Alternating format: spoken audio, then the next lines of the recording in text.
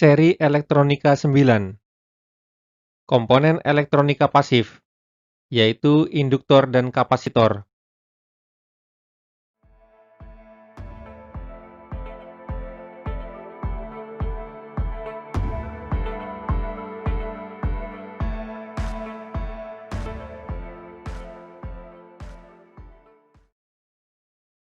Komponen elektronika adalah berupa sebuah benda yang menjadi bagian pendukung suatu rangkaian elektronika yang dapat bekerja sesuai dengan kegunaannya.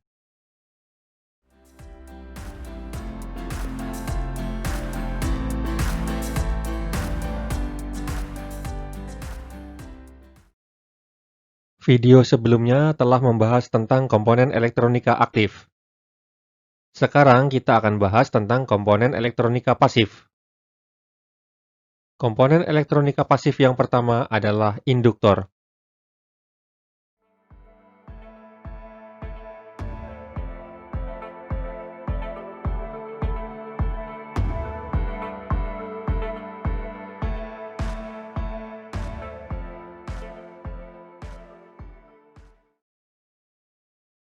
Induktor atau kumparan.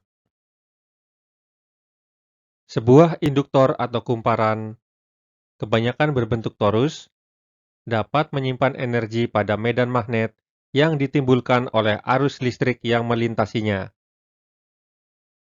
Kemampuan induktor untuk menyimpan energi magnet ditentukan oleh induktansinya dalam satuan Henry.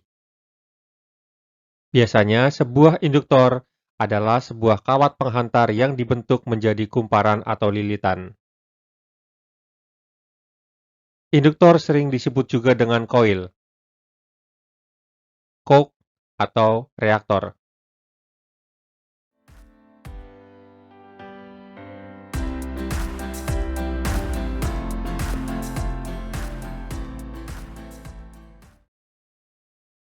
Nilai induktansi sebuah induktor atau koil tergantung pada 4 faktor, yaitu 1. Jumlah lilitan. Semakin banyak lilitannya, semakin tinggi induktansinya. 2. Diameter induktor. Semakin besar diameternya, semakin tinggi pula induktansinya. 3. Permeabilitas inti, yaitu bahan inti yang digunakan seperti udara, besi, ataupun ferit. 4. Ukuran panjang induktor.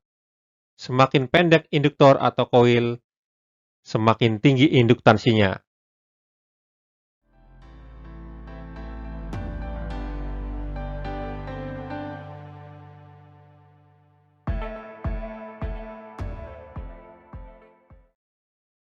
Jenis-jenis induktor atau koil. Berdasarkan bentuk dan bahan intinya, induktor dapat dibagi menjadi beberapa jenis. Di antaranya adalah air core inductor, menggunakan udara sebagai intinya. Iron core inductor, menggunakan bahan besi sebagai intinya. Ferrit core inductor, menggunakan bahan ferit sebagai intinya.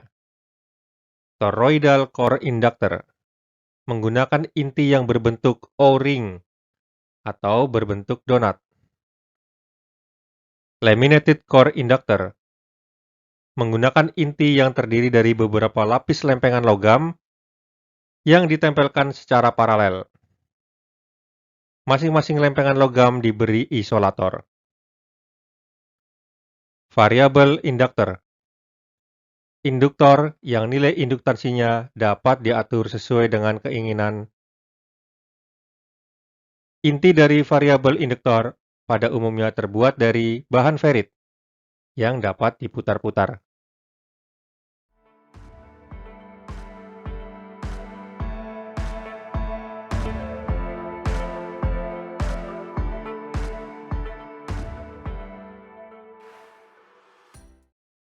Fungsi dan aplikasi induktor.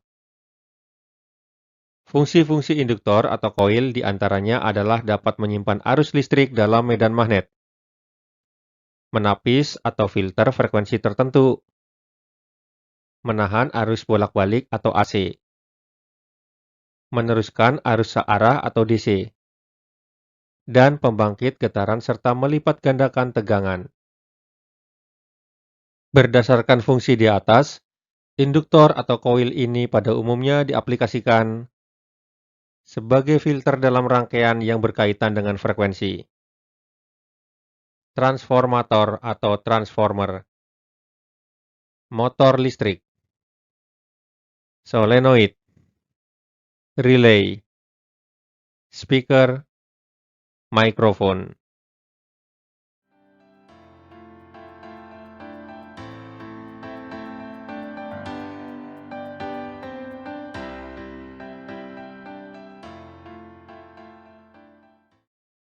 Gambar dan simbol induktor bisa dilihat pada tabel berikut.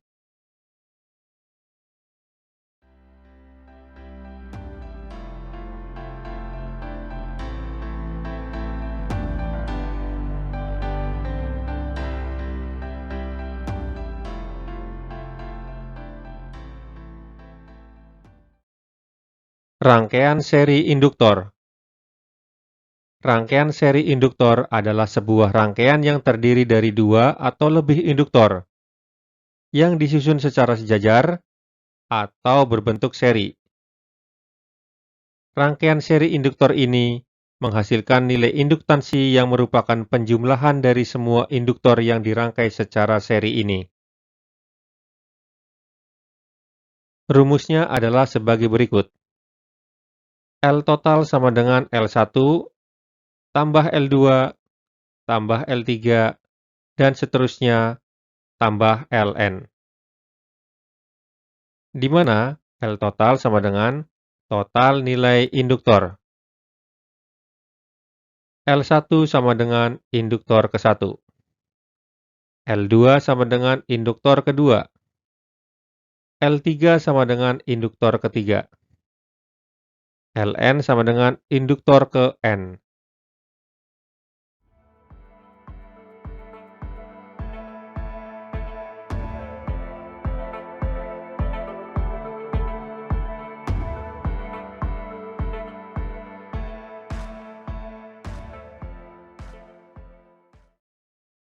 Contoh kasus atau soal. Jika ada rangkaian seri induktor dengan masing-masing nilai L1 sama dengan 100 nanohenry, L2 sama dengan 470 nanohenry, L3 sama dengan 30 nanohenry, berapa nilai L total? Dengan menggunakan rumus L total sama dengan L1 tambah L2 tambah L3 tambah seterusnya tambah Ln. Maka L total sama dengan L1 tambah L2 tambah L3 sama dengan 100 nanohenry ditambah 470 nanohenry ditambah 30 nanohenry sama dengan 600 nanohenry.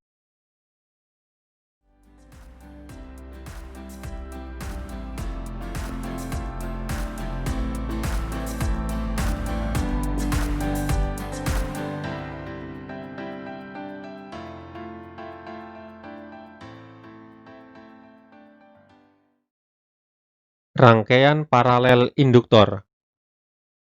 Rangkaian paralel induktor adalah sebuah rangkaian yang terdiri dari dua atau lebih induktor yang dirangkai secara berderet atau berbentuk paralel. Rumus yang digunakan adalah 1 L total sama dengan 1 L1 ditambah 1 L2 ditambah 1 L3 dan seterusnya ditambah 1 Ln. Di mana L total sama dengan total nilai induktor. L1 sama dengan induktor ke-1. L2 sama dengan induktor kedua. L3 sama dengan induktor ketiga. Ln sama dengan induktor ke N.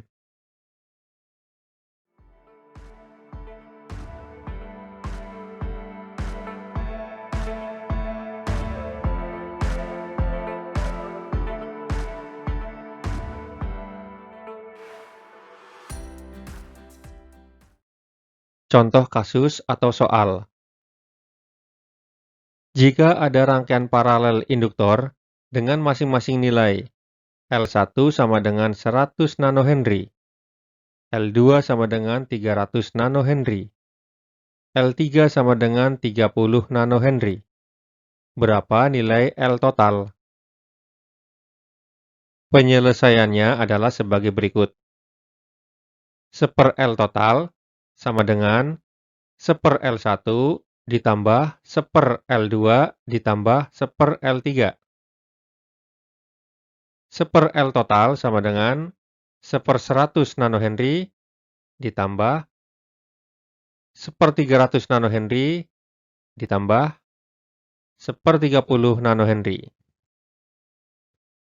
1 L total sama dengan 3/300 ditambah 1/300 ditambah 10/300. 1 L total sama dengan 14/300. 14 kali L total sama dengan 1 kali 300. Ini adalah hasil kali silang. Jadi L total sama dengan 300 dibagi 14. L total sama dengan 21,428 nanohenry.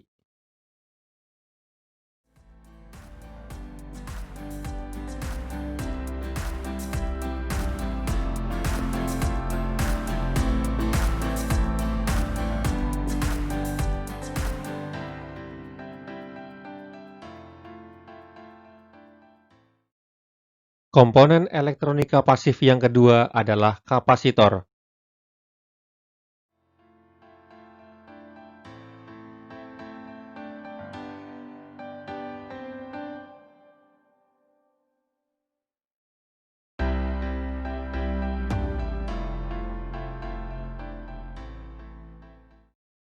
Kapasitor atau kondensator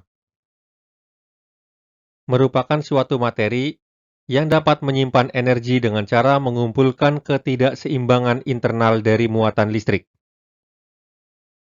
Kondensator memiliki satuan yang disebut dengan farad, yang diambil dari nama Michael Faraday. Jenis-jenis kapasitor adalah sebagai berikut.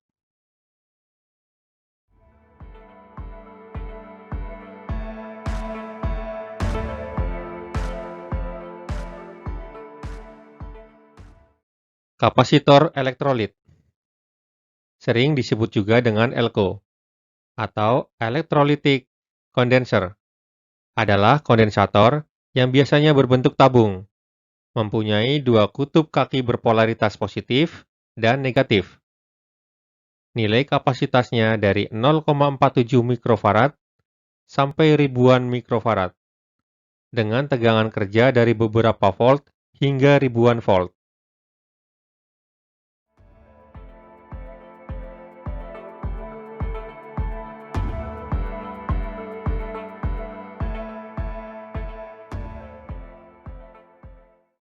Kapasitor tantalum. Kapasitor tantalum juga memiliki polaritas positif dan negatif seperti halnya kapasitor elektrolit. Disebut dengan kapasitor tantalum karena menggunakan logam tantalum sebagai terminal anodanya. Kapasitor tantalum dapat beroperasi pada suhu yang sangat tinggi dibanding dengan kapasitor elektrolit lainnya, dan juga memiliki kapasitansi yang lebih besar, namun dapat dikemas dalam ukuran yang lebih kecil. Oleh karena itu, kapasitor tantalum merupakan kapasitor yang berharga mahal. Pada umumnya, kapasitor ini dipakai pada peralatan elektronika yang berukuran kecil, seperti handphone ataupun laptop.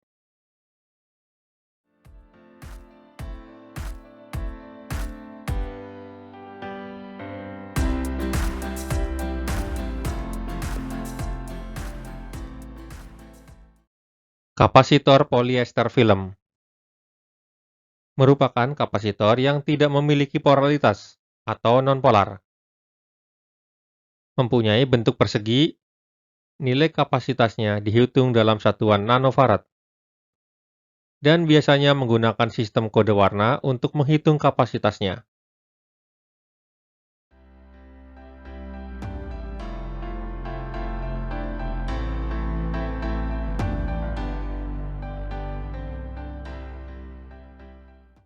Kapasitor poliprolien. Kapasitor ini memiliki toleransi yang lebih tinggi dibanding dengan kapasitor polyester film. Pada umumnya, nilai kapasitansinya dari kapasitor ini tidak akan berubah apabila dirancang di suatu sistem, di mana frekuensi yang melaluinya lebih kecil atau sama dengan 100 kHz.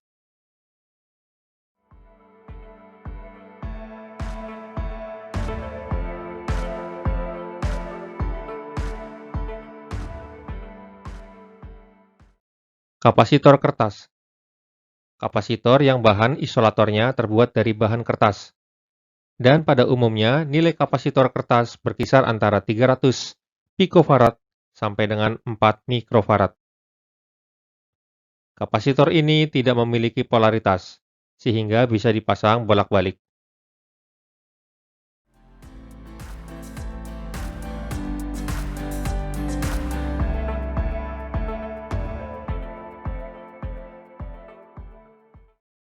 Kapasitor mika. Kapasitor yang bahan isolatornya terbuat dari bahan mika. Nilai kapasitor ini berkisar antara 50 picofarad sampai 0,02 mikrofarad. Kapasitor mika juga bisa dipasang bolak-balik, karena kapasitor ini tidak memiliki polaritas.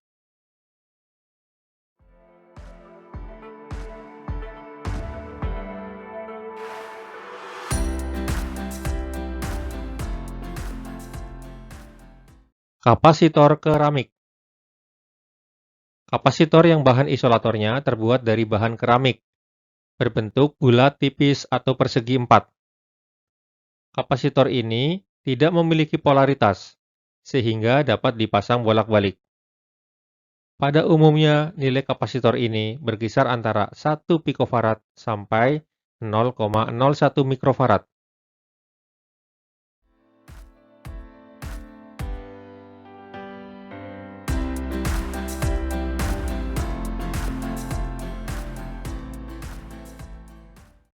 Kapasitor variabel. Kapasitor yang nilai kapasitansinya dapat diubah-ubah sesuai keinginan. Oleh karena itu, kapasitor ini dikelompokkan dalam kapasitor yang memiliki nilai kapasitansi tidak tetap.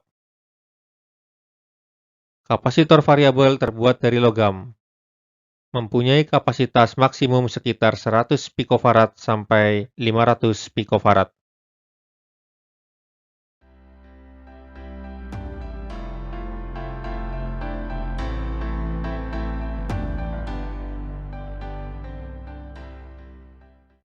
Fungsi kapasitor. 1. Sebagai penyimpan arus atau tegangan listrik. 2. Sebagai konduktor yang dapat melewatkan arus AC. 3. Sebagai isolator yang dapat menghambat arus DC. 4. Sebagai filter dalam rangkaian power supply. 5. Sebagai pembangkit frekuensi dalam rangkaian osilator. 6. Sebagai pemilih gelombang frekuensi, yaitu kapasitor variabel yang digabungkan dengan spool antena dan osilator. 7. Mencegah loncatan bunga api listrik pada rangkaian yang mengandung kumparan, bila tiba-tiba arus listrik diputuskan dan dinyalakan. 8. Menyimpan muatan atau energi listrik dalam rangkaian penyala elektronik.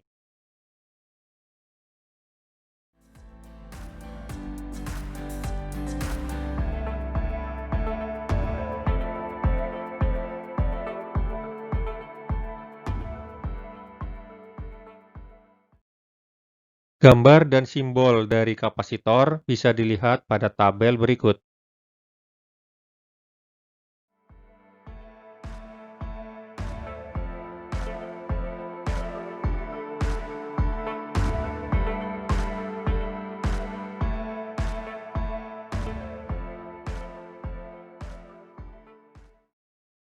Cara mengukur kapasitor dengan multimeter analog.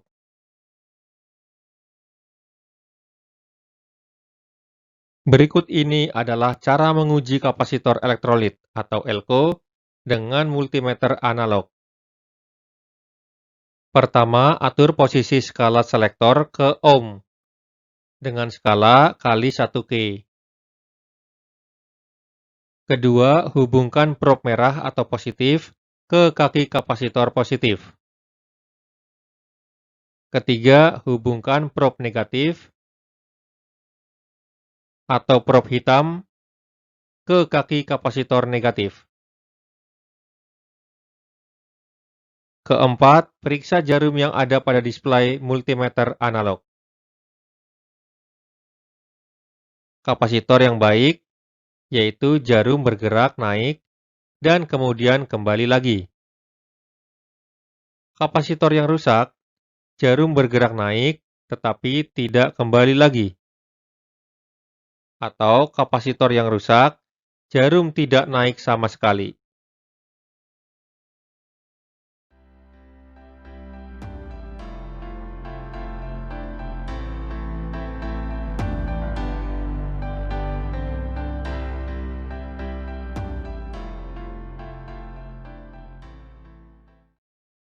Cara mengukur kapasitor dengan multimeter digital. Cara mengukur kapasitor dengan multimeter digital yang memiliki fungsi kapasitansimeter cukup mudah. Berikut ini caranya. Pertama, atur posisi skala selektor ke tanda atau simbol kapasitor. Kedua, hubungkan prob ke terminal kapasitor. Baca nilai kapasitansi kapasitor tersebut.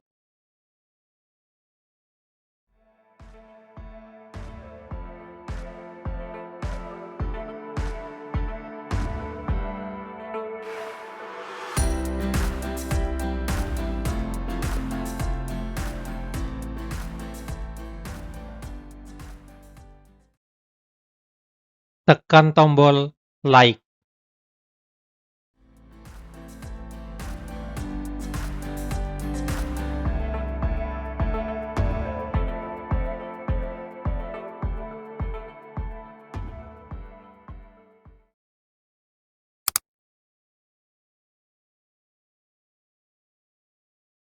Tekan tombol subscribe.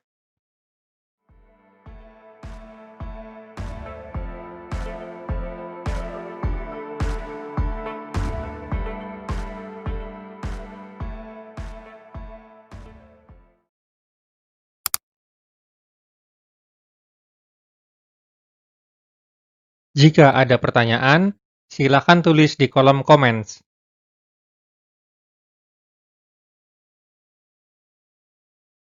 Dan jangan lupa share video ke teman-teman ya.